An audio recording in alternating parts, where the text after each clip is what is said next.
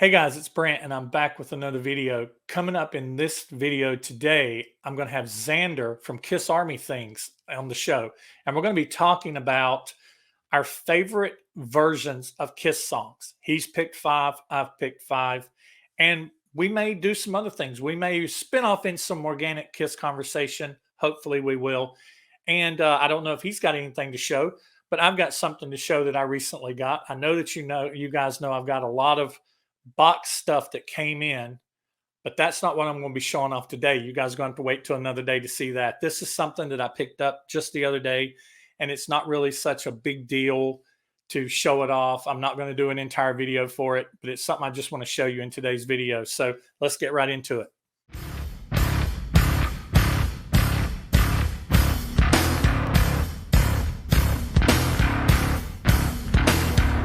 In my head, in my head.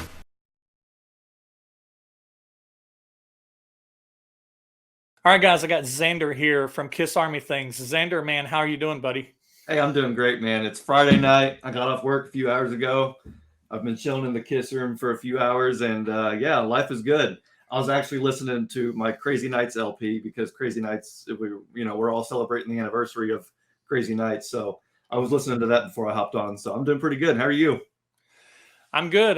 I'm working on getting my Kiss room set back up. There's a lot of people who've been with me a while. They know that my set has changed.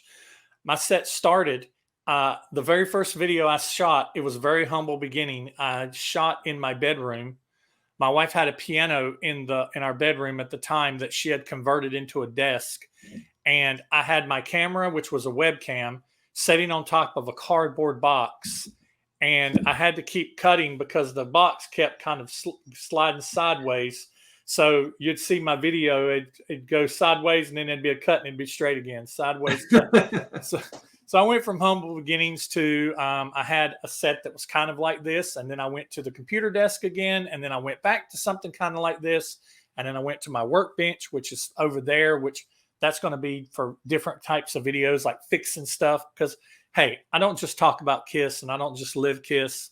I live Kiss, but I can live Kiss and work on an Xbox or a VCR at the same time, listening to my Kiss music. So, and so my wife works from home, and she was kind of sharing this room with me. My drum set's directly in front of me, and my workbench is here. And then my new Kiss area that I'm setting up is right here behind me. This is where it originally was whenever I came into this room. But I moved everything to the bench whenever she came into this room to work. Her desk was like right here where I'm sitting. So we had a bedroom open up in our house. And so she moved her crafting area and her work office into there. And so I got my room back. So, so there's going to be a lot of cool videos made in this room over the next, few months and years. Drumming videos, which I put up a few, fix-it videos, and I saw you're making Love drum cover. Yeah. Oh, thank you. Yeah. I love that song. That's one of my favorite Kiss songs to play. And I know you're a fellow drummer as well. That's right. And that's a video we can do. We can talk about in the future our favorite Kiss songs to play on the drums. That'd be a really cool video to do. That would be a good one. That'd be like a never ending one. That would be a good one. We'll have to do maybe the top 10. We had we got to keep it limited. Yeah, otherwise we'll just go forever. Just keep talking. Just start with the first album. Be like, man, every song. all every one of them. Yep, that's funny. But so today we're going to be, and I like I said in the intro, I don't know if you have anything to show off. I've got something to show off. I know you guys do that. I don't know if you've got something that you just want to show. It can be something that you've showed on your channel before. And I want to talk about Kiss Army Things real quick. If you guys have not checked them out on YouTube, check them out on YouTube. Him and is it Jeb? Yep. And are you brothers? Like actual brothers? Okay. Yep. All right. So I'm learning. I'm catching up on their stuff. I went back when I discovered them. I do what I always do, and I go back and I went all the way back to their short films that they've made before they actually became Kiss Army Things. Those are awesome, dude. Those are awesome. There was still a little bit of Kiss sprinkled in there. We put rock and roll right. Exactly. But yeah, those are awesome. And I've been working my way up through his channel and checking them guys out. So you definitely need to check them out if you've not heard of them. Kiss Army Things. I'll put a link to their channel down in the description. But I've got something to show off, and then you can show something off if you want to. This is a recent purchase. This was purchased at Walmart, and Walmart has these right now. Okay. It is, and I love the solo albums. Anytime it has something solo albums, I love it. But this is the front, and it has that on the other side. On the top, it's just blank, and on the bottom, it's just blank. And on the back, it looks like this. Nice. And when you open it up, and those are the figures, right? Yeah, when you open it up, it's got this on one side. Oh, that's cool. And then it's got the figures on the other in here. Nice.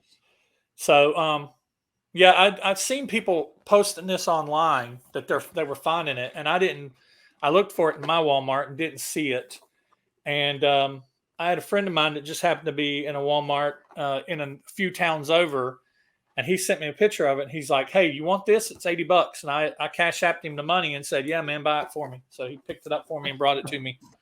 So I appreciate that. But I don't know if I'm going to open it or not. I'm probably that's probably going to go somewhere behind me in the collection or something like that. I don't know if I'm going to open that up or not. I love those figures. I bought the 4 individual ones. Mm-hmm. And I thought, I kind of quit buying figures a while ago just because they kind of got boring and bland and I just didn't have enough room for them. But when I saw those, I was like, oh, I've got to have those. Those are some of the coolest figures to have. I mean, I was looking in your little box you just showed. They come with some of the coolest accessories. And the fact that those guitars are, I think, era specific even, is pretty cool. Yeah, they look to be in there. There's even there's Paul's. There's a flying V in there. Yeah, that's what I'm saying. It's hard to see. It's hard to see with the glare. But there's a flying V in there. And I see, is that his Ibanez up top or whatever that is? That's his Ibanez. That's his Ibanez up top there. Yeah, so that's pretty cool. Yeah, they did really well with those figures, I thought. Gene's axe bass. Yeah, it's a drum set in there, and it looks like it's got some interchangeable hands in there. Yeah, I was wondering about that. I was like, are they actually different, or is it just in case you break them, you have an extra set, an extra backup? Either way, I may have to open. Cool. Like I said, I don't think these are going to be like rare collectible type things, or probably by the time they are, I'll be dead. So I'll probably end up. I'm not going to probably live another 40 years. I mean, I might. I'm not. I'll be 90. So hey, you never know. I hope so. I mean, if I'm still living a good life. Yeah, right. But yeah, for those of you who watch my videos and you saw me open up a box that had like Kiss dolls and the Kiss game and the board and the puzzle and stuff back here behind me, and I said I'm going to make videos detailing those, I am going to do that. I've just not gotten around to it, but I am going to do that. I was talking with Rob from Right Between the Eyes and Nick and Nico, and we were talking about how, and I think, let's see, that's 4 of us all together. Yeah. We were talking about filming a video of us playing the Kiss on Tour game, like them playing it virtually with me rolling the dice and moving the pieces for us to see who wins the on tour game. So that'd be really cool. That'd be really cool to do. So what you got to show off, if anything? I know you got some stuff. I mean, I've seen your stuff. Yeah, I got a ton of stuff. Yeah, absolutely. So let me get the Kiss knife real quick, because I haven't actually opened this yet. I was going to actually wait until we filmed ours, but we're going to go ahead and do a little exclusive here. Oh, wow. Okay, cool. So that's awesome. Let me just open this up. Okay, so first of all, I love the little stuff. Even if it's not something rare, something expensive, something collectible, I just love the little stuff. So I found this little Destroyer notebook. Oh, that's cool. Which I may or may not use it, but the fact that it's just a Destroyer notebook, I was like, you know what? I'm getting that. So I love Live to Win. I thought Live to Win was awesome. And I found this little postcard that advertises his tour that he did in 06, supporting that. So that's cool. I thought that would be pretty cool. But the big thing So you're aware of all the leaked videos that have been coming out, right? Mm-hmm. Mm-hmm. Okay, so one of the leaked videos that came out was from the Psycho Circus tour, a show they played in Mexico. Right. And I actually came across a mug, a beer stein from that show. Oh, in wow. my And I actually have another Psycho Circus Stein mug already. I collect Psycho Circus stuff because that was when I was born and I came out, or I came Right. around. So Right. I saw this and thought, well, I got to have that. I'm gonna add that to the Psycho Circus collection. That's But pretty cool. yeah, so just a few stuff there I found and thought would be cool. So let's get into our segment that we were going to talk about. The main meat of this video is when I talked about, I originally talked about getting you guys in a video with Rob from Right Between the Eyes. And he's like, well, they like to have things to talk about. So have a topic, have a topic ready. And I was like, well, I've got a few topics. I have a list of topics in case somebody wants to, I want to make a video. What can we talk about? I'm like, oh, we could talk about this or this or this or this. And one of the things I had on there was, what's your five of your songs that's your favorite version of? Because we all have that. Kiss has done, and what I limited this to was basically you could choose a demo if you wanted to. You could choose the actual album version, studio version. You could choose a remix or a remaster. You could choose or live version. And but it kind of wanted it to be often an official release. And so because I mean, the scope is endless if you just like, oh, I like this YouTube video from such and such. So I wanted to keep it kind of scoped down to original releases, official releases. And I picked 5 songs, and Xander picked 5 songs, and we're just going to kind of go back and forward in no particular order. And he picked his 5 songs, and I picked mine, and then we each picked our favorite version of that song. And now I will be honest with you, I had a little bit more time to do research on mine because I kind of already had mine. And whenever you told me yours, I was like, okay, I'll listen to those. And I listened to almost every version that I could think of and kind of compared them really quick. But I don't have in my notes what all different versions I listened to, where I kind of, on mine, I'm like, okay, I picked from these versions, and this is the one that I picked the best. So forgive me if I'm a little skimpy on different versions I picked from when it comes to your songs. Oh, that's all right. And I didn't know if you did the same thing, or I just didn't know if you were like, this is my favorite song. And I was just like, let's just pick them. Let's just pick 5 songs and go, and then I'll just listen to a bunch of them, and I'll be like, oh, that's the one I want. Yeah. All right, so we'll start with me. My first song is, and I kind of picked these as kind of my favorite songs or songs that I know has a standout version that I really love. That's kind of my thought process behind it. And you can tell what your thought process behind your 5 was whenever you start your first one. But my first one is one of my favorite Kiss songs and one of the oldest Kiss songs that actually predates Kiss. Mr. Stanley wrote it when he was 16 years old, and that's Firehouse. And I have a deep love for the song Firehouse, and it kind of always surprises me whenever I talk to a Kiss fan, and they're like, I'm like, man, I love Firehouse. I just love it. And they're like, it's all right. And I'm like, what's wrong with you? Yeah, whatever. Take it or leave it. But so Firehouse is one of my favorites. And so the ones that I kind of scoped out from was the demo. The demo from Firehouse, you can listen to online or off the box set, is very different. They go into this weird thing. It's not really extended. It's very extended. And if you're so used to listening to the original and then you listen to the demo, they will shock you in a couple places because you're expecting something else to happen. We're expecting something to happen and something else happens. Yeah. And it kind of jolts you. I actually have made videos of listening to some of the demos and making notes on, with the box sets. And I need to get back to doing that. I never finished a box set, but I need to get back to doing that. But I listened to the demo. I listened to the debut. The debut, believe it or not, is not one of my favorite versions because it is so dun dun dun It's very dun slow. dun dun. Dun. It is so slow. But the heart and the soul of the song is there. You can still hear it. Paul's got such a great voice, being so young. Um, for the longest time, my favorite version of Firehouse was off of Alive, Mhm. because it's just got that power to it. It's coming right off of Hotter Than Hell. I always love when they play those two together.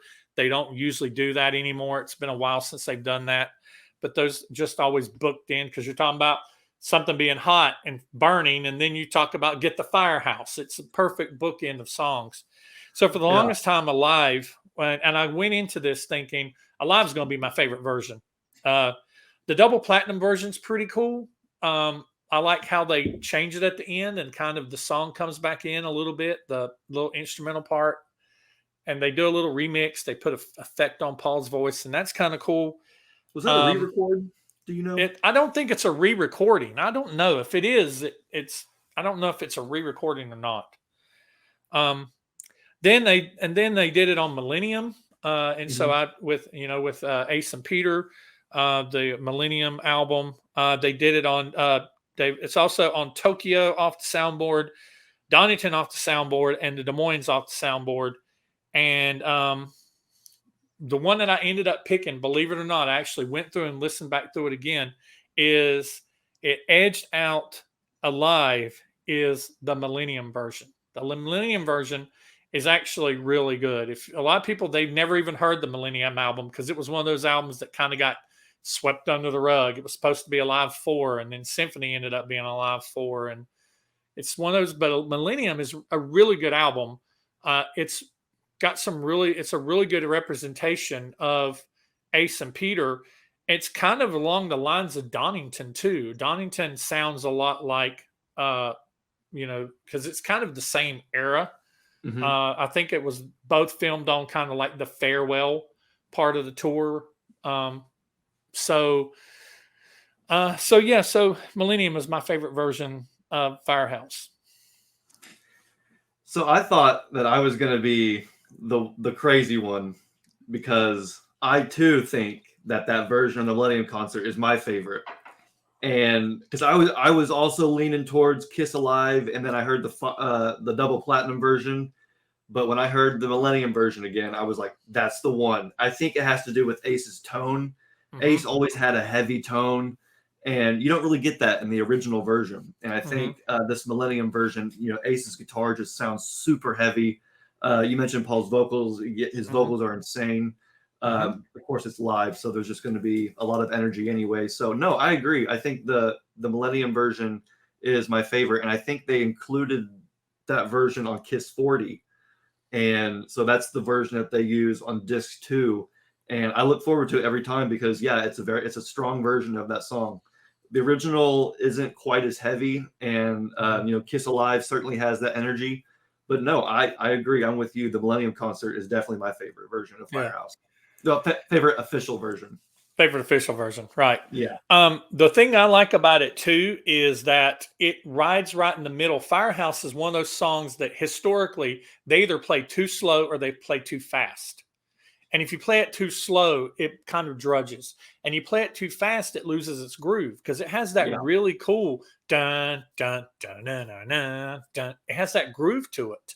And Peter plays a really good groove to it, and not no other slight against any other Kiss drummer, because I love them all really, but Peter just has a way to play the groove to that song because he was the guy that originally played it, and so he just plays that. He sets in that groove when they play it at just the right speed. He sets in that groove, and that's what they do on Millennium. They play it right there in the middle because Mhm. I admit even on Alive it's a little fast. Yep. Um, you listen to it on, I believe, on Des Moines. Des Moines, it is crazy fast. I mean, Yeah. they're done. They're done in 3 minutes. I mean, Yeah. it's like dun dun dun dun dun dun dun dun dun dun dun dun dun. It's too fast Yeah. on Donington. So, I mean, on Des Moines. So yeah, so that's awesome that we agreed together. I mean, that's okay if we don't, but that's awesome. All right. So, I should have what about I your should have first one? listened. I should have listened to a few of the other versions because I actually didn't listen to the Donington version or the Des Moines version. So you said it was on Tokyo as well. It's on Oh, it Tokyo. was on Tokyo. Yes, because Paul has that awesome vocal intro. He's just going nuts on the vocals. Yes, I do remember. Oh, that's a good version too. That's a good version. Okay, I'm sorry. Anyway, what were you saying? Your first one? Oh, my first one. Yes. Okay, so I was kind of piggybacking off you sent me your 5 and I was going to send my 5, and so I was kind of piggybacking off yours, like, well, what other songs would complement well and go well with this list? So the first choice that I wanted to bring to the table was "Shout It Out Loud."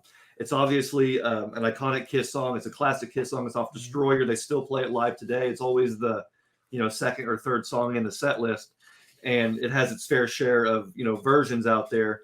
And so I thought, well, hey, it's a 70s classic. Let's bring it out and let's see, what our favorite versions are. And so I actually almost forgot about this version because I was just going to go with the original because it is so iconic and it is a classic Kiss song and it's, just one of those songs. But I actually ended up going with the Tiger Stadium version from Greatest Kiss. Yeah. And I almost forgot about it until I just so happened to, just quickly look up "Shout It Out Loud" on YouTube, and I forgot about that version. But that version, I think, just captures what Kiss is live. It may be a little doctored up. I think it was produced by Eddie Kramer or something, and so maybe he did a little bit of, but that's what we want, right? It's a a strong sounding version of that song. I think there was a music video to go with it or a live video. I can't remember. But it almost makes me wish that they had done Kiss Alive 4 on the reunion tour. Because, that tour, we know it sold so well. And we know, I think it was like one of the best selling tours of that year. And, we all know that it's a special place in Kiss fans' heart. So we have Donington, but how cool would it have been to have Donington, back then as Kiss Alive 4? You listen to, you listen to that version of "Shout Out Loud," and it's like, well, man, take that whole set list and give me an album full of that. Exactly. Kiss Alive Who? It's like that would have been like the new Kiss Alive, I think. That would have been awesome. But nonetheless, it's a great, I think they even put it on the box set, if I'm not mistaken. But that's the version I'm going with, Tiger Stadium. All right. So my versions that I kind of, of course it's on Destroyer and it's on Resurrected and Destroyer Resurrected. Slightly different, not too much. And then, of course, Alive 2, which was my classic version for a long time. It's classic version. I still hear that beginning, Paul, you people want a little bit of rock and roll? And then the Tiger Stadium, I listened to that one. And then the Donington, the version off of Donington. And I was really, it was like, it's a song that they do so well live, and Gene and Paul trading vocals, and I always love songs where Gene and Paul trade vocals. I'm a sucker for it, and I really liked the kind of tied on the Tiger Stadium one and the Donington one, but kind of later, and remember I told you whenever we were texting earlier, I said I'm second guessing my choices. This is one that I kind of agonized over, and by the time I was like, okay, it's a 3-way tie to me for 3 different reasons. Basically for one different reason. The other 2 are really, really good, and the one is really good, and it's the one that's been with me the longest. So since it was so close, I went with Alive 2 because it's a classic version. It doesn't have the sonic sound that Donington and Tiger Stadium does. It doesn't sound as good sonically, but the performance is, even if it's re-recorded and doctored or everything like that, just the way Paul comes in and Gene comes in when he starts singing, I love it. So I picked the Live 2 version, but dude, it was close. It was hard. It was hard to pick my favorite version on that one. For sure. Yeah, that Kiss Alive 2 version is really good. All right. So my next one is, this is another one of my favorite songs. I've always loved this song the very first time I heard it. I was actually a Kiss fan a little bit before I heard this song because it's off of the Alive and it's off of one of the first 3 albums. And I kind of only really knew that the second 3 albums existed because I had Destroyer first, Then I became a Kiss Alive 2 fan. Saw songs on there that I didn't know, so I went seeking, looking at the back of albums for songs titles when I was 8 years old. Skipped over other albums looking for, and ended up getting Rock and Roll Over and Love Gun. And then after a while, I discovered Alive, and I discovered this song, and I went back and found this song from the studio on the debut album. Another very old song, Black Diamond, is my number 2. One of my favorite Kiss songs, definitely a top 10. I love everything about this song. I love the way Paul starts off and how it starts off soft, and then Peter gets that amazing vocal. And I love the end. I love that solo where Ace comes in with that blues solo. They stop, and Peter comes in with that do, do, do. Even all the way back to the first album, I don't have a problem with this until it gets to the end where it does the slow down rather than, Oh, yeah. I don't like that, the slow down part. I know some people dig it. I don't really. I like the way they end it when they end it live, how they just do the thing. And even sometimes in the 80s when they did the that was a little thing they did at the 80s, during the 80s, and they did the they did that kind of during that time around, that era.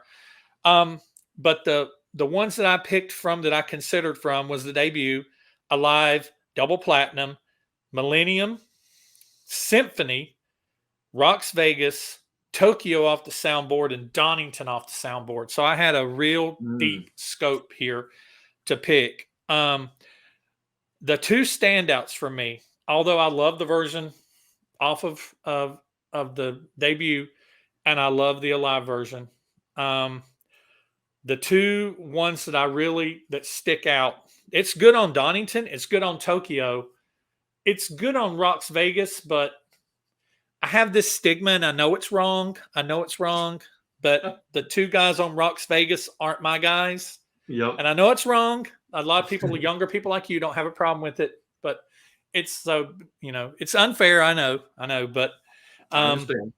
But the 2 that really kind of come to the forefront and then I started listening back and forth between the 2, was Millennium and Symphony. And I had to choose between either Millennium or Symphony. And I love on Millennium when he starts singing and he goes, "Do you know this one?" And he just plays a little bit more, and he's like, "Do you know this one?" And the crowd's just going crazy because he knows they know it. It's freaking Black Diamond, But the one thing that I do like about on this one is that he doesn't go into that. He just kind of goes in directly singing. He doesn't go into that thing that he does where he goes, da-na-na-na, da-na-na-na, da-na-na-na. He kind of draws it out and starts, he just kind of does it and then gets into it. So Millennium is a really good album. For those of you who are naysayers towards Millennium or don't know anything about it, you need to go on YouTube and listen to it. Millennium is a better album than you think it is. The other one, the second runner-up, was Symphony. And Symphony version of this is beautiful. When they break into that, hit it, and the symphonic orchestra comes in behind them. That I mean, it's just awesome. I love Symphony too. I think it's a great CD, great DVD. I like to watch Symphony. I don't listen to it very much. When I'm going to listen to Symphony, I get my DVD out and I watch it. And I listen to it through the surround sound, put it on the big 70-inch, and I watch it. I have a concert in my living room. So this was really close, but the one that I ended up choosing was Millennium, just because I love that at the very beginning where Paul just, sometimes Paul does a lot of stuff. A lot of his banter and stuff, it gets on my nerves. And he goes over the top and stuff. But on this one, he was just like, I just love the tone how he's doing. Just like, he's like, "You know this one? Do you know this one?" And then he just starts singing that. And the way he just sings, during that time, Paul still sounded so good. Even back then, he just sounded so good. And, but Millennium is good. Ace's solo at the end, I mean, he just nails it. And like you said, his tone on that album, his tone on Donington is just the Donington mix. I don't want to get into much because I don't want to spoil my reviews of my off the soundboards, but Donington, God, it just has such a good sound. Everybody talks about Tokyo. Tokyo sounds good. Virginia Beach sucks. Yep. Virginia Beach, Virginia Beach. Virginia Beach. Yeah. Oh, yeah. Oh God, it sounds like it's like who covered the mics up with foam? yeah, It's like exactly. Who's got their hand, who's their finger who's over the got speaker or something? who's got their hand over the speaker? Jeez. Donington, man, Donington sounds so good. But Yeah. anyway, so Millennium is my version of Black Diamond. And mine is also the Millennium. I think it's crazy. You were talking before. We were talking before the show, and you were saying about how Kiss fans, we have some of the same thoughts, and we pick up on some of the same things. And I think this is a perfect example because there are tons of versions of Black Diamond to listen to, like you said. And for me, as a whole, the Millennium Concert really isn't an album that I come back to a lot because, like you said, most people just kind of have it in their head that it's one of the lesser albums. And the truth is, it's actually better than some people would think. I think Psycho Circus is a fantastic opener. It sounds great on that album. Mm-hmm. Already talked about Firehouse, so we won't do that again. But Black Diamond is just another solid track. We can all agree that Peter's vocals are absolutely incredible. And he really shines on that album. And so to me, that's kind of why I was drawn to that one, because Peter just sounds absolutely flawless on that version. And because just the quality of that record in terms of it, the way it sounds, it's not like one of the soundboards where it's a little muffled or whatever. Millennium Concert sounds really, really good. I actually just recently bought it on vinyl, finally. That's one that for some collectors is really hard to find on vinyl, especially for a good price. And so I was able to find it on vinyl for a pretty good price. And so I was jamming that. And that's kind of what I went back to, was that version, because, yeah, it's solid. So, me and you, we're definitely on the same page on that. So far, we're both thinking the Millennium Concert, which is kind of ironic. All right. So what about your next one? So my next one, I actually chose God of Thunder. It's another 70s classic, but there's not a tremendous amount of versions of this song. So I thought it'd be kind of interesting to take a song that doesn't have a tremendous amount of, original or official versions to choose from, and see what direction we would go. And for this song, I chose, or my favorite official version of God of Thunder is by far Alive 4, the symphony orchestra. I love Kiss Alive 2. I love the original, but I love Live Kiss. And to me, when I was in third grade, when they did the Kiss Alive 4, and at that time it was post farewell tour. So for me, it was like, who knows if Kiss is even going to do anything? They said they were gone, and so to get that big moment where there's like a pay-per-view where you can watch, there's a DVD, there's an album, it was pretty spectacular on its own. But I thought they sounded really good with the orchestra. I was really surprised to see, how well they all performed together. And I felt that God of Thunder was probably, out of all of them, the song that made that song just stand out the most. I felt Detroit Rock City is good, and there's a couple other versions of songs that are really good. You talked about Black Diamond from Kiss Alive 4, but for me, God of Thunder is just, it sounds so good. I think they even used that version for the intro where you put the DVD in and then the selection screen plays God of Thunder, and it couldn't be any more perfect. I just felt like, it's already a really good Demon song, but the orchestra made it sound 10 times better. So I'm going with Kiss Alive 4. All right. So I contemplated several on this one. I contemplated the demo with Paul singing lead, because I actually really liked that demo. It's very interesting. That's one of my what ifs. What if Ezrin had not been there to produce, and it would have been Eddie Kramer, and Eddie Kramer would have he would probably let Paul go ahead and have his way and record God of Thunder. We would have not had the Demon, or at least not at that point in time.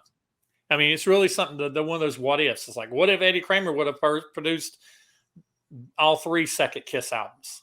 I personally think one of my big what ifs is, what if Eddie Kramer would have been Kiss's George, or I think it's George Marino or whatever for the Beatles. Yeah, he produced almost all their albums. What if Eddie Kramer would have produced everything from Kiss from their first demo all the way through to, because almost anything that Eddie Kramer touched for them turned into gold, turned into platinum. Look what he did for Alive. Look what he did for Rock and Roll Over. Look what he did for Alive 2. Look what he did for Ace's solo album. It's like anything that Eddie Kramer touched. It's like he knew Kiss, I think, almost better than Kiss knew themselves. And I think that he was a good producer. Yeah, he, I think that Bob Ezrin made Kiss a different band, but he only really made them a different band for one album. There was a leaps and bound jump. If you skip over Destroyer and you go from Dress to Kill to Rock and Roll Over, it's a step up, but it's not that big of a step up. It's like, Kiss sounded really good on Dress to Kill, and they just got a little more edgier and had a little more rock and roll to them, and they were really ingrained in the rock and roll lifestyle by that time. And Destroyer is really the standalone kind of, it's almost, to me, it's like the Elder, but it was more commercially successful. But that's kind of like hindsight, because the only thing that really made the Destroyer commercially successful was Beth. Yeah, and Destroyer was bombing until Beth became a hit. It was bombing. Yeah. Kiss themselves will say, "We put out Destroyer." The fans were going, "What is this?" Yeah, which is so odd to think about, because it's like their seminal album by today's standpoint. Yeah. Everybody's like, "Oh, Destroyer's the greatest Kiss album." And I'm like, hot take. I don't agree with that. Yeah, it's like, you think that, but that's only because hindsight's 20/20. Yeah. It's also got, it's also got those songs on it that you hate, like Great Expectations, like some people do. Like, okay, Yeah. But so getting back on topic, so I considered the demo. I considered the version off of Destroyer. I considered the version off of Resurrected, of course, off of Alive 2, and then some of the off the soundboard, since I was listening to them, and then the Symphony Alive 4, and man, I was right there with you on Symphony, just because it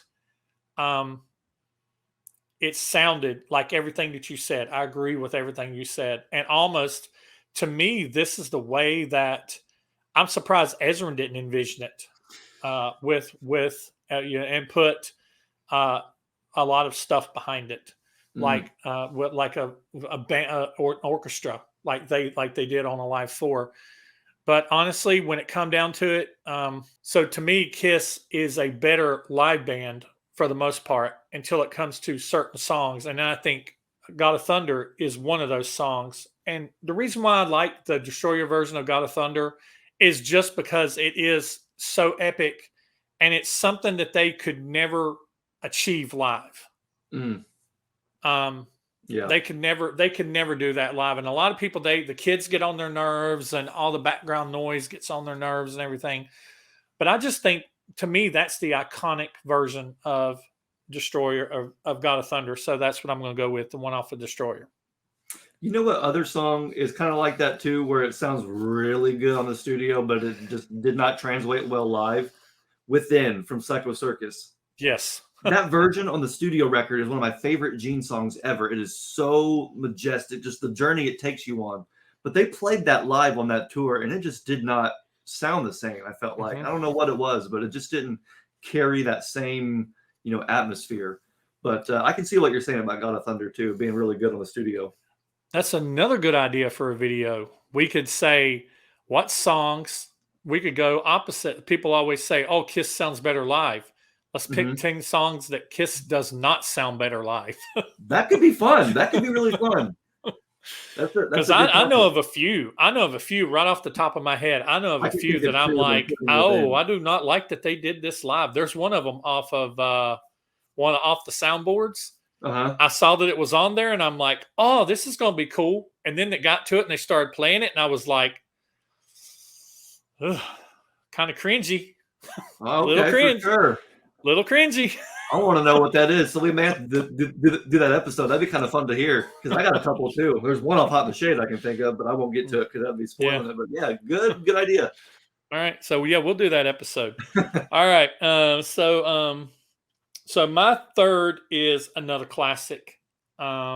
It's I'm an old man, so I'm sticking to a lot of the classics. But it's a classic. It's off of the first album, Cold Gin. And I was really surprised with Cold Gin because I started looking for versions other than studio versions, and there's not many, at least official Yeah. releases. You got the debut, you got a live, you got double platinum, Tokyo off the soundboard, and Donington off the soundboard. Mm. Was the ones I could find. Now I probably missed one somewhere because I was kind of skimming through the albums and being like, "Oh, there's Cold Gin, let me play it." And so I might have missed one. I'm not saying that that's all inclusive of official live releases. For somebody gets happy down in the comments like, "You forgot all for such and such." Somebody's just waiting for it. Yeah. Somebody's waiting. They're like, "Oh, man. they got the comment button. They're ready." Yep. But so the ones I considered was off of the debut, Alive, Double Platinum, Tokyo off the soundboard, and Donington. Donington sounds really good. But Gene, and Ace sings the second verse. And when this first started playing, I was like, man, this is a really good version. And then after I started listening to it a little while, I started noticing that Gene rarely gets on my nerves when he's singing, unless he's just over singing and screaming rather than and growling rather than singing, or forgetting the words or singing the wrong words classic to Gene his right own songs. Yeah. God, he drives me crazy. But he was like, you know how he usually sings, "My heater's broke, I'm so tired," and it cuts off. Yep. He was doing, if you go back and listen to Donington, he's doing this stupid thing where he's like, "My heater's broke, I'm so tired." He's like just drawing it out. "I need your fuel to build a fire." Yeah. And I'm just like, why are you doing that? I don't know. But yeah, and I wanted to pick this one just because Ace singing and they do sound good. Tokyo off the soundboard sounded really good. Off the debut and off of double platinum, I kind of discounted just because they're so slow. It's another song like Firehouse. It's just so slow. Yeah.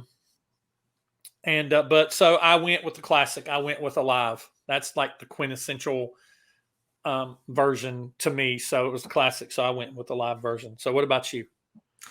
I was actually listening to several different versions, and I missed the Donington. I didn't even think about to listen to the soundboards, but I ended up also sticking with Alive just because obviously we all know Kiss Alive is Kiss Alive. It's one of the greatest live albums of all time, or the greatest live album of all time for some people. But I think that version of that song specifically made that song a Kiss classic. I mean, obviously Kiss only had a limited amount of material at that time, so it made sense that it would make it onto Kiss Alive. But going forward, you look at Destroyer and beyond, you can see where their set list was changing. Okay, take out Nothing to Lose, it's not working. Take out this song, it's not working. Put in some of these new songs. But Cold Gin, I think, even in the 80s, they played it in the 80s. And I think it's because of that version on Kiss Alive. The banter, I think, is really important. When you're down in the dumps, you need something to bring you up. I mean, he still does that to this day. So that stuff has, lasted all this time. So I think, every time I hear it, it gets me pumped up. I don't drink alcohol. I drink Muddy Bag soda, but I mean, hey, it still gets me pumped up. It still gets me energized. Right. If we were not doing official versions, and we were just doing favorite version in general, I think one of my absolute favorite versions of Cold Gin was from the Sydney, Australia show in 1980 that they included on Kissology Volume 2, where Eric Carr was just now getting into the band. That version that they played in Sydney was just absolutely phenomenal. I think it's at one point the second verse has Gene, Paul, and Ace all together singing lead vocals. And I love it when, Gene and Paul sing together. But to have, almost the whole band singing, I mean, vocally, they just blend so well together. Mhm. And that version to me always stood out. But we're not doing, any version. We're doing official version. So I too am going with Kiss Alive. It's just too good. It's too good.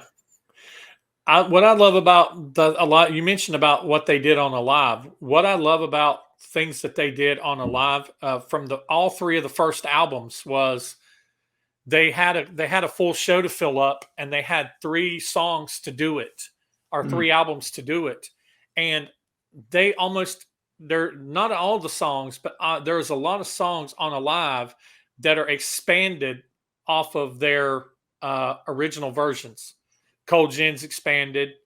It's got the solos, and it's got a solo. It's got the solo at the end. yep. And let's see, and then it's got the rock and roll all night has the expanded solo where it's added, where the Dress to Kill version don't even have a solo. Let Me Go Yep. Rock and Roll has that whole expanded part, and I cannot believe I didn't choose Let Me Go Rock and Roll because that's one of my favorite songs. I tell you what, we should do that as a bonus one because that song is like top 5, or not top 5, but I don't know where it ranks, but it's so good. All It's right. so good. But so they expanded a lot of those, and it's cool because you listen to the first three albums. That's the cool thing about Alive is you listen to the first three albums, and then you put Alive on, you get it's like bonus stuff. It's like bonus material on the songs. And then it's funny because I'm so used to listening to Alive too. When I go back and listen to one of the first three albums, and I was like, oh yeah, I forgot they don't do that part. They don't do that long extended part to this song, or they don't do that solo at the end, or they don't they don't do the dun, dun, dun, dun, dun, dun, dun, dun, that they do at the end of Let Me Know. They do that at the end of Cold Gin. So it's like they moved stuff around, rearranged stuff, and flipped stuff around and extended things, and it's really cool what they were able to do for that live show. All right, so Absolutely. what is your next? My third song. So I decided for my third track to branch out of the 70s. I think this is the only song we chose that went outside the 1970s. And I decided to choose Heaven's on Fire.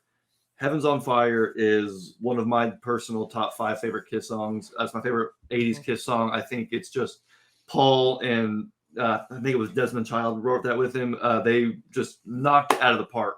Perfect 80s Kiss song. Paul's vocals are insane. I always loved Paul, and his almost like yodeling or whatever it is that he does always stood out. So I wanted to choose this one. Go outside the 80s. There's only a few versions to choose from, but I think it's safe to say that Kiss Alive 3 is one of the best versions of that song. For me, it's my favorite official release. I love Kiss Alive 3 as it is. It's one of my favorite Kiss Alive albums. I love the Revenge era and the Revenge lineup. I thought they sounded really good. And so every time I hear Kiss Alive 3, that to me is like a standout track just because I like how in the studio version, you mentioned how live they'll extend some stuff. Heaven's on Fire is a good example too, where in the studio version, there isn't that breakdown section where live they do a call and response with the crowd. They do it live today. And so that's one thing that makes that version extra special. And before I ask you yours, I will say that the version they did on Kiss Classics, the re-records in 08, that version actually isn't bad either. Yeah.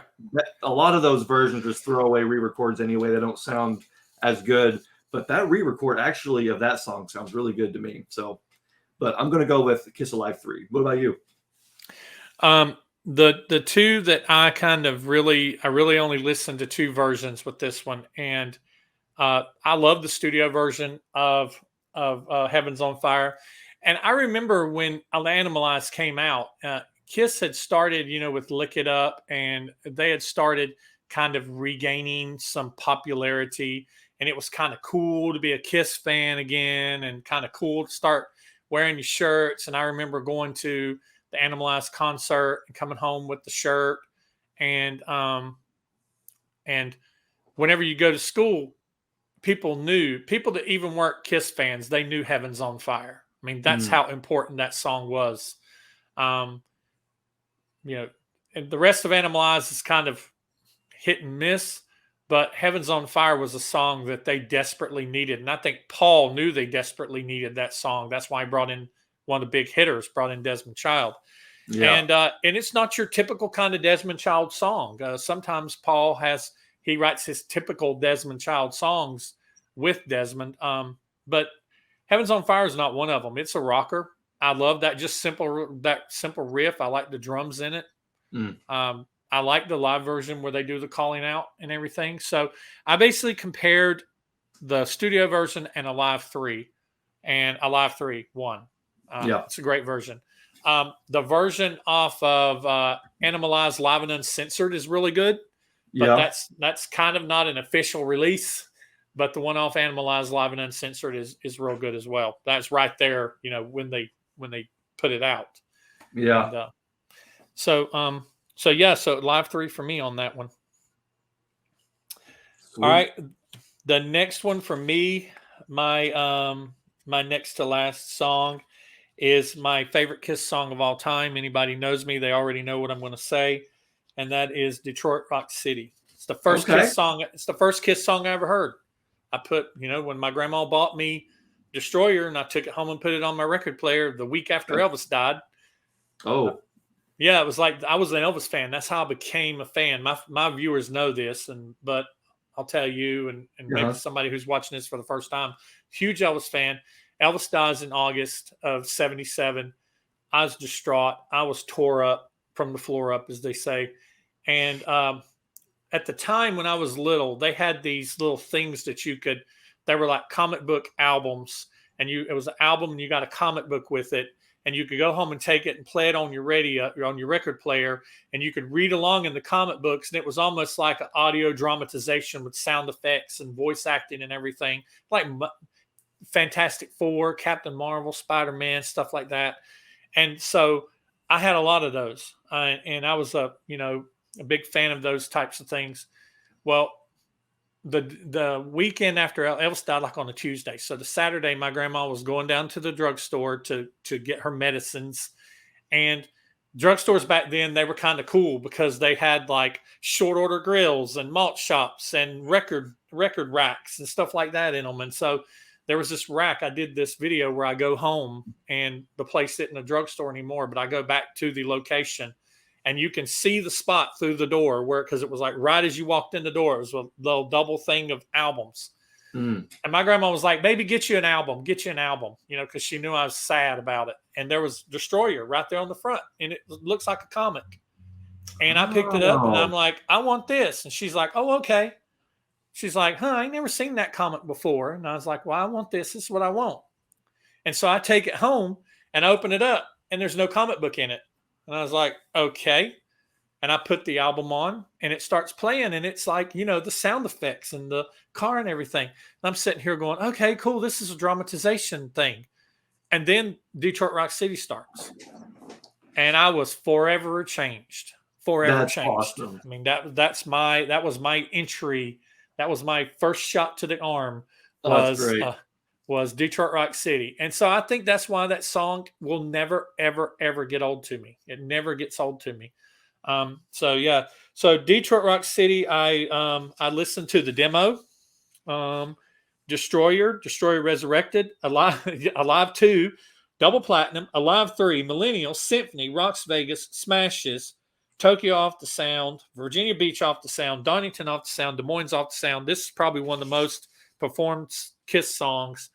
That probably Rebels, Love Gun, and Deuce. These songs you got enough versions to shake a stick at with Detroit Rock City. And I liked all these versions. I wasn't a big fan of. I liked Donington. Donington sounded good. Virginia Beach, it was okay. It just didn't sound that good. Tokyo was good.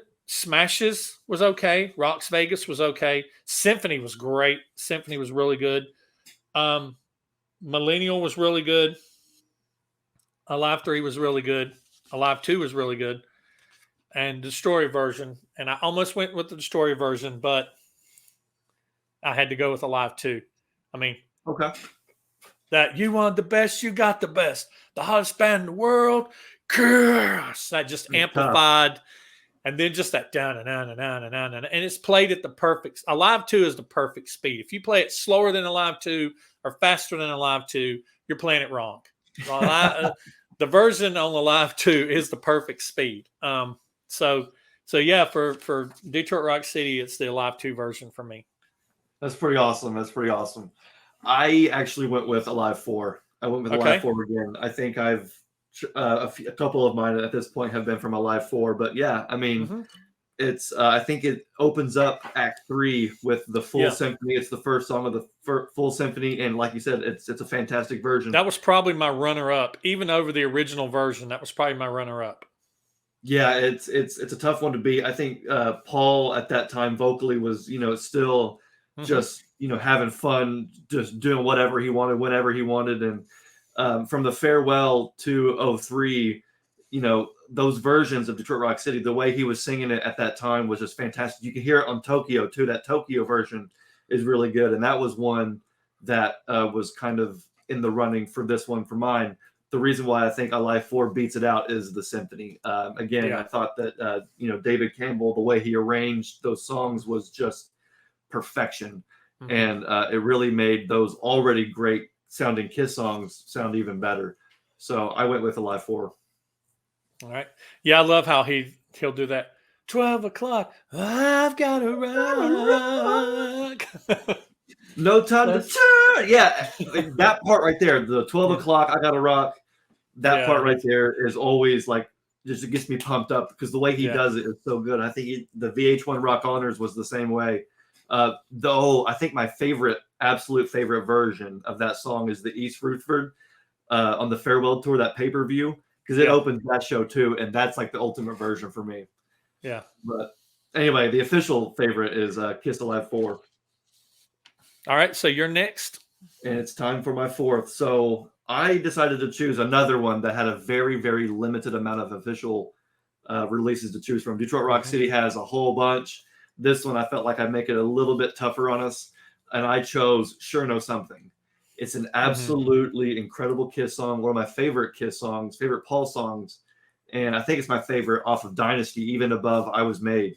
But I figured we would look at this song and look at I think there's maybe only 3 versions of this song to choose from. So, and believe it or not, I'm actually going to stick with the original on this one. This is the first and only song I choose an album or choose a version that's from a studio record. So far, I've chosen all live tracks because I think Kiss, like you said, is better live than they are in the studio. But when it comes to this song, Sure Know Something, I decided to stick with the original, even though the unplugged version is really, really, really good. And I love the fact that it ended up on Kiss Alive 4 with the ensemble. The reason why I'm choosing the original is because it was actually the second Kiss song I ever heard. Jeb and I, when we became Kiss fans, it was because of Kiss Extreme Close Up. Our dad had a copy of it, and so he just was like, "Here, watch this." And so we became enthralled by Kiss watching that Extreme Close Up video. And the first song is Unholy, Unmasked, the current Kiss at that time. And then the second video it shows is Sure Know Something, where it's like 70s Kiss, full glam. And I still, for the longest time, whenever I said the word Kiss or heard the word Kiss about the band, the image that popped in my head is that part in the Sure Know Something video where it's there's all black behind him and it's just their faces, and they do the quick pose. Gene sticks his tongue out. Paul does the kiss, the pouty face. That one part. I think it's the that always stuck out to me as like what Kiss was in my head. So that video is one of my favorite Kiss videos. But I figured we would check out Sure Know Something and go along with that. So I'm choosing the original version. I'm interested to hear what your favorite official version is. Yeah, I listened to these 3 versions. Dynasty, I think is an amazing album. I'm one of those people who is a big fan of Dynasty. There's maybe only 1 or 2 songs off of Dynasty that I'm not the biggest fans of. I think Dynasty is a great album. And the unplugged version, I'm a big fan of too. And I think that it's great that they pulled that out for Unplugged. And it was very surprising that they pulled it out for Alive 4. So comparing these three together, this is basically what my thought process was and where I ended up with my favorite. I like all three versions. But this is it's kind of like the version I chose is the version to me that's just right because although I love Unplugged, I feel like this song needs a little more than stripped down acoustic. Even though Okay. some people think, even though they do great dynamics on it. But when it gets kind of soft, it almost gets a little too soft, especially during that interlude in the middle where they're doing the Yeah. when they're doing that, it gets drops out a little too much. But the Dynasty off of the studio is just perfect. It's a perfection. It's a perfectly constructed Paul Stanley song, thought out, and it just sounds so great. The sound of Dynasty, a lot of people think that Dynasty was a little over polished. It's more polished than their previous Kiss albums, but there's still some stuff on there that rocks and has a rock edge to it, charisma, and all of Ace's songs, and they're not as over polished as Unmasked, even though Unmasked has its place. They're not as over polished as that. It's like Vinnie Poncha took it and he sheened it a little more when it come to Unmasked. But I think that Dynasty, between these three, it's the perfect in the middle representation of the song. So I like all three versions and I like the song, so it was natural for me to choose the album version. For sure. What thing I noticed also was when I was looking at this, because like I said, I wanted to pick one that was a little bit tougher to, I wanted one that had a little bit more limited selection to choose from. And I was thinking, and I was like, wait a minute, this song has never been performed live electrically by the band. This has only been performed acoustically on Alive 4 and live on Unplugged, but they've never in a concert played this song. And that to me is just so unfortunate because I think it would translate very, very well if they did. It's one of those songs that should be on a Kiss cruise. Yeah. It should show up in a Kiss cruise, but of course I think it may have been on the Kiss cruise, but it was like in the acoustic Unmasked Sail Away show. But I think that would be a great song to add for the electric set. Do you agree or do you disagree with that? I think that I don't know if Paul can still, I think it'd be good to add if Paul can still pull it off because this is one of those songs that was recorded when Paul was kind of, I wouldn't say that he was vocally in his heyday because he was really strong all through the 80s and he was constantly pushing himself. Like when you get to Crazy Nights and you got songs like My Way and songs where he was just, I like, oh, how high can I sing? With nobody there to pull me back, how high can I sing? But whenever this song has such a dynamic to it, it's like the chorus he's almost whispering while he's singing, very breathy while he's singing. But then when he gets into the chorus, he's belting it. And I just don't know how Paul would sound belting these days. I think that the opportunity for them to sing this live electrically and sound good doing it is probably past, in my opinion. Yeah. And it's a shame because it is a good song. It's one of the better songs on the album, and it's a shame. Yeah, I love it. All right, so my final song is another classic, one of the older Kiss songs, and it is Deuce. And with Deuce, I listened to the demo, there's a lot for this one too. The demo, the debut, Alive, Double Platinum, Alive 3, Millennial, Symphony, let's see, Smashes, Tokyo, and I got a typo here, but basically any of the off the soundboards. I think there's only one off the soundboard that it's not on.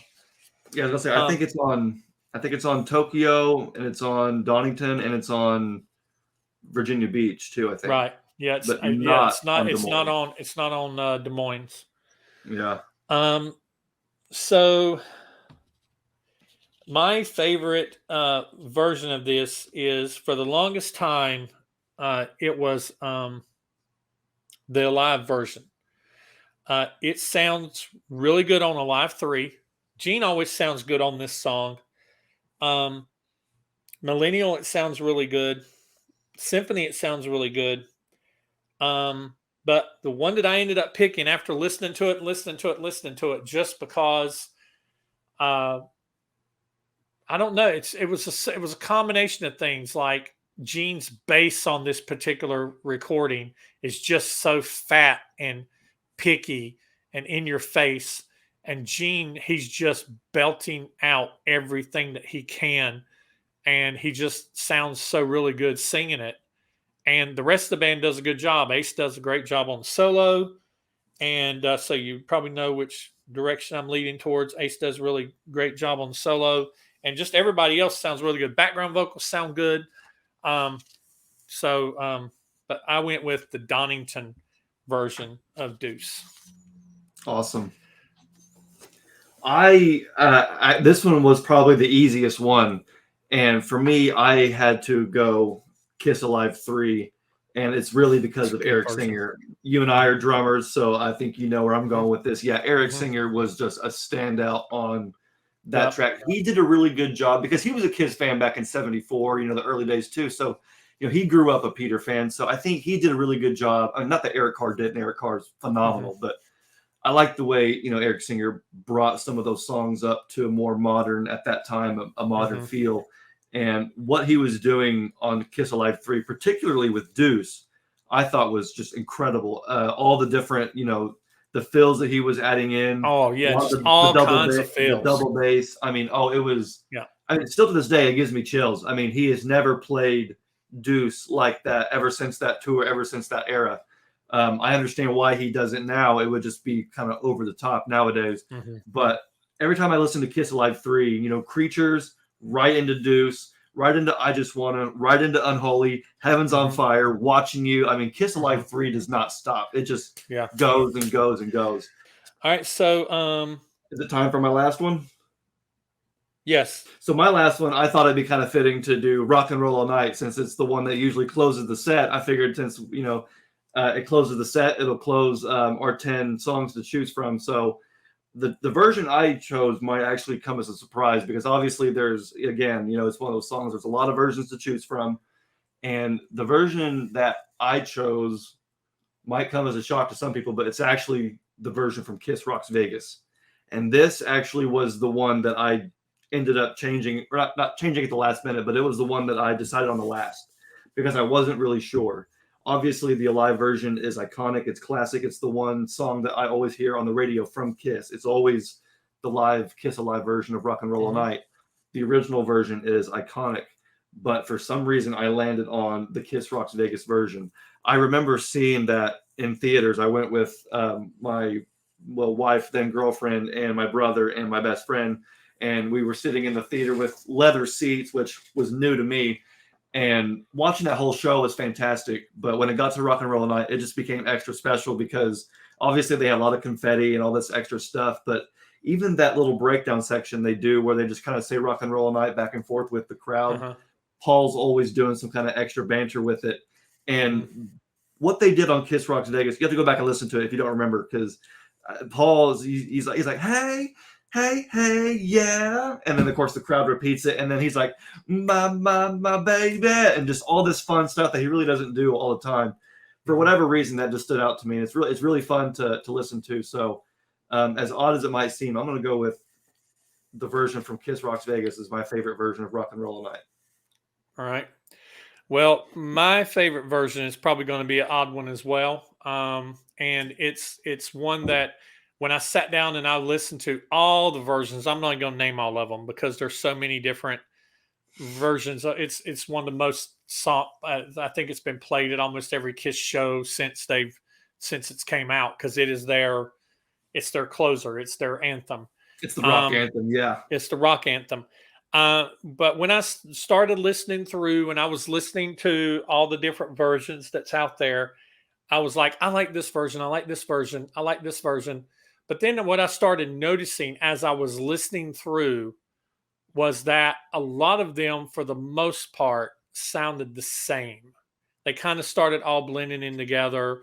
Some of them had little things where Paul did different things, or whether they sounded better than other versions. The band themselves sounded better, or the mix itself sounded better, the recording sounded better. But the one that just kind of, when I listened to it, and every time I came back around to listening to it, I was like, I like this. I like this. This is different. I like this. And so I went with Alive 4. I went with Symphony. Okay. I went with the Symphony version. Cool. Because just the band, just the orchestra being behind them, giving them the accents on those notes, that ba ba ba ba ba, just giving the notes, the accents, and just you could see at the end that the orchestra is just having so much fun. At the end of that, like I said, I'd listen to it and then I'd watch it. I'd watch the YouTube video, listening to it, and so weird, coming out of left field, I went with Symphony. So nice. We both went with, and we'll probably get some hate down in the comments, because how dare we not like the Alive version, because it is bring it on. It's the official version of that song. But I think it's funny that so I noticed over the course of this was that we both chose predominantly live versions of these songs, which I think again says something about Kiss Live. One of the things that us Kiss fans can kind of agree on is that there weren't really too many albums where their sound was actually perfectly captured on record. Those first 3 albums, they were good, but they don't capture them the way Kiss Alive did, and then Destroyer with its being over polished, Dynasty and Unmasked, all those songs sound better live. And so I thought it was kind of interesting how you and I both chose mostly the live versions of some of these songs. Yeah. That's why it'll be interesting when we do our video of songs that do not sound good live. Bingo. Yeah, I've never done anything like this before, so this has been awesome. And yes, I definitely want to do the other video you mentioned. That'd be really cool. All right. Before we go, tell my viewers a little bit about your channel. And I already said they can find you on YouTube. But what does Kiss Army Things do? What do you and Jeb do over there? Kiss Army Things. Well, right now we're on YouTube. We're doing a lot of YouTube videos, mostly our podcast. Kiss Army Things originally was just a Facebook page. I think next year will be the 10-year anniversary of Kiss Army Things. It just started out as a Facebook page where I was able to just post any and all of my low quality memes and just kind of post, as like a fan page basically. And then eventually we moved to Instagram, and then we moved to YouTube, and then it became a podcast. And so it's just been kind of a stepping stone over the last decade. But no, it's just been a great way for us to share our love of Kiss with everybody, and for them to share it with us, and for the Kiss community to just kind of all come together. I mean, this is really the reason why we do it, because I get to talk to people like you who otherwise I wouldn't know without your podcast, without my podcast, and being able to communicate in that way. So it's really just a really fun way to talk with Kiss fans and share with Kiss fans. So for the last year and a half, we've been doing our Kiss podcast, which is basically just my brother and I sitting here in the Kiss room, talking about Kiss current events, past events, future events, anything. We do product reviews, a lot of the same things that other channels do, just in our own way. Obviously, we're a lot younger than you might think the common Kiss fan would be. So we kind of bring that newer perspective to the table. And we just really, for us, it's just, it's all fun. It's all positive. And so we really hope that, everybody enjoys the content that we make. We actually just reached over 500 subscribers on YouTube, which, awesome. For some might not be a lot, but for us, that's really cool. I mean, 500 people are subscribed. That's awesome. That's awesome. So we're just having fun talking about Kiss. We're enjoying the end of the road. We're going to go see them tomorrow night. Probably going to do another concert review. This will be our 3rd concert review on our channel. So stick around for that. And yeah, like I said, you can find us on Facebook, Instagram, and YouTube under Kiss Army Things. All right. Awesome. Well, yeah. And here's to many more years of doing this. And here's to many more subscribers. You guys definitely deserve it. All right. So guys, you all know where to find me: Instagram, Twitter, no Facebook anymore, just Instagram, Twitter, and here on my YouTube, in the comments, in the community page. And feel free to reach out, comment, whatever. And that's all we've got for this one. Xander, thanks for joining me. Thanks for taking me Friday night. Thank you for having me. I really appreciate it. Yeah. And we'll see you all guys in the next one, and take care until we see you again. Bye. Peace.